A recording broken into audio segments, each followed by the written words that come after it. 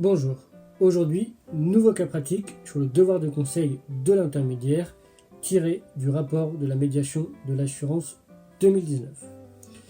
Un assureur vient visiter le bien immobilier d'un futur souscripteur, c'est-à-dire qu'il fait une visite de risque. Il va analyser le bien immobilier, ses extérieurs, et il va dans sa tablette, dans son OAV, si vous voulez dans son logiciel, pour être plus simple, il va indiquer quels éléments sont présents dans le bien immobilier et dans les dépendances et par exemple dans les extérieurs.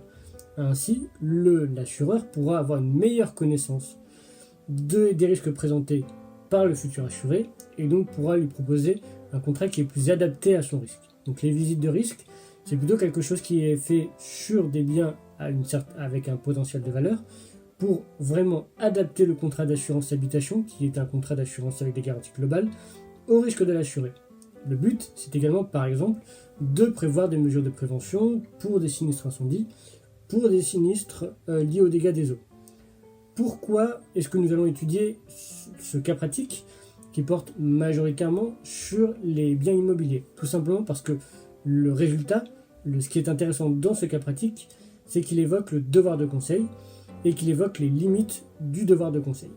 Alors, comme je l'ai indiqué ab initio dans mon introduction pour cette vidéo, l'assureur se déplace chez l'assuré, visite son bien immobilier et les deux, ensemble, acceptent un contrat d'assurance. L'assureur, en cliquant en fait sur son OAV, propose un devis.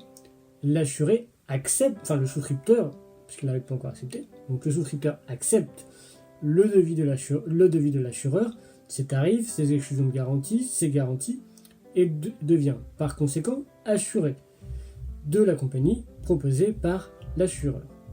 Quelque temps après, le souscripteur se rend compte qu'il a un sinistre dans ses parties extérieures, dans ses jardins, et notamment dans ces jardins qui servaient au golf.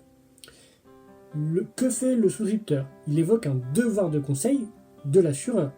Puisque qu'est-ce qu'il dit? Il dit que l'assureur est bien venu sur site, a bien vu que, en plus des biens immobiliers, il y avait des extérieurs, et que sur ces extérieurs, il y avait une exploitation commerciale liée au golf. Et donc, le souscripteur dit, bah oui, mais bon, moi, quand l'assureur est venu, il aurait bien dû inscrire il savait qu'il y avait un risque potentiel qui pouvait arriver sur les golfs. Donc, question au médiateur de l'assurance, est-ce que le fait que l'assureur n'ait pas proposé dans son devis, qui a été accepté par l'assuré, le souscripteur futur assuré, constitue-t-il une erreur au devoir de conseil? Réponse du médiateur de l'assurance, qui je le rappelle est au niveau amiable, il n'y a pas de chute, il n'y a pas de problème au devoir de conseil de l'assureur, parce que quand l'assureur a édité son devis, l'assuré, le souscripteur futur assuré, a eu le temps de lire le devis et d'accepter point par point les garanties du devis.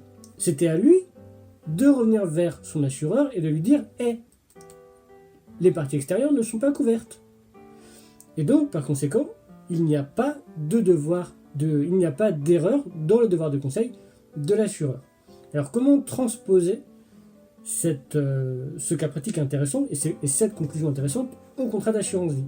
Eh bien, tout simplement, quand vous, en tant que souscripteur, vous souscrivez un contrat d'assurance, vérifiez bien que toutes les mentions, par exemple votre nom, votre prénom, votre date de naissance, votre activité professionnelle, votre catégorie professionnelle, votre régime fiscal, si vous voulez demander, vos différentes, votre capital, votre objectif, votre projet, votre connaissance du risque, votre souhait, fonds euros, unité de compte, etc. soit bien rempli, parce que en cas de litige, si les informations concernées sont fausses et concernent votre personne et vos connaissances, eh bien le médiateur considérera que en acceptant la proposition, vous avez accepté les éventuelles erreurs que le conseiller a pu inscrire dans votre devis, que vous auriez par exemple accepté.